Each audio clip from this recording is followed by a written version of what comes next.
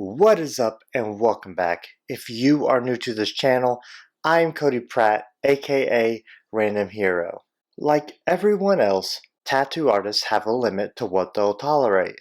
And there are definitely things that you, as the client, can do or say that will immediately irritate your artist. Let's talk about some of those right now.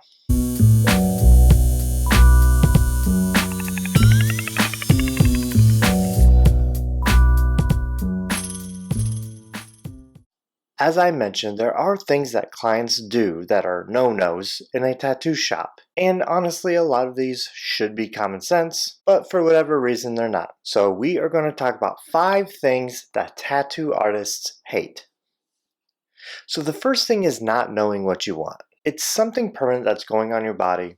You should at least have an idea. So you go into the shop, you can look at flash on the wall or flash books an artist may have. You can look at designs that a certain artist wants to do. Or you can talk about some crazy idea that you have in your head that you want to see brought to life. But you do need something to give the artist direction. And reference pictures are always helpful. If you want letters, numbers, words, it's always good to have a few fonts in mind. Nothing is more annoying or time-consuming than when a client comes in and picks from way different styles of fonts. But going into the shop and saying, I want a tattoo, I just don't know what I want, and then not being helpful with any ideas and dismissing the artist's input is a pretty big no-no. Alright, the second thing that tattoo artists hate is when you cancel your appointment the day of, or you no-call, no-show. We get it. Family emergencies happen. You may work a job to where you get called in at a moment's notice. It's important to keep those lines of communication open. But this little part is not about you.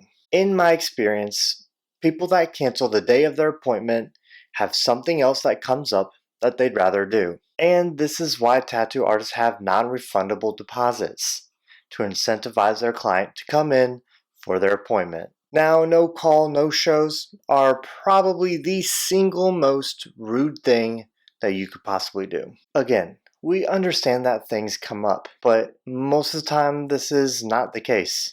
Most of the time they forgot or they ended up not wanting to go and didn't bother notifying their artist. Again, this is why non-refundable deposits exist. Number 3, changing your tattoo the day of your appointment. As a tattoo artist, we normally spend time before the appointment drawing your design. So we understand when you come in for your appointment and see your design for the first time, and there may be some things you might want to change about the tattoo. That's not what I'm talking about. In the time between booking your appointment and your appointment, you have time to think about some tattoo ideas. So instead of having a separate appointment booked, you decide to use this appointment to get that design. Problem is, we already drew for this appointment for the design you originally wanted. And you're probably not the only person we're tattooing that day. So we scheduled the proper amount of time to tattoo what you wanted and just that, so we can move to our next appointment. So if you do completely change the tattoo that you want for that day, you're probably just going to be rescheduled for another time.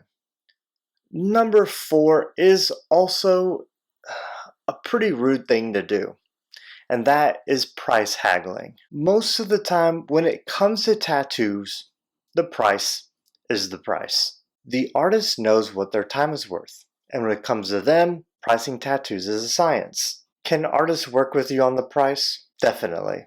But is haggling the price of the tattoo the way to go? Absolutely not. The proper way to do this is to explain to your artist your budget. So if you're talking to your artist and you tell them what you want and they say, that's going to be $300. Instead of starting the negotiations and going down in price, you can say something like, that sounds fair. However, my budget is $250 or $200, whatever your budget is. This way, you're acknowledging the artist's time and their skill, but you're also setting your boundaries. And the 5th thing that tattoo artists hate, and you probably could have guessed this one was coming because it's super important to me, ignoring tattoo aftercare. Ignoring proper aftercare for your tattoo is like putting shampoo in your hair to wash it, but then just getting out of the shower. You did all the work, but then you just stopped. You didn't finish the process. Aftercare is important to make sure the tattoo heals properly. I think the most annoying part about this is when the client ignores tattoo aftercare, but then blames the artist for the tattoo not turning out right. Here's a little industry secret. We can tell when you ignored proper tattoo aftercare. Now, a lot of these pet peeves should be common sense, and proper manners probably could have prevented some of these. But nonetheless, these are some of the problems tattoo artists deal with. There are more that we'll talk about in future videos, but I thought this was a pretty good starting point. Let me know in the comments below if you've ever seen any of these done and what you thought of them. Don't forget to like this video by smashing that thumbs up button. And as always, you can support this channel by clicking the subscribe button, and don't forget to hit the bell for notifications when we come out with new tattoo education and tattoo advice videos. As always, I'm Cody Pratt. Thanks for watching, and we will see you in the next video.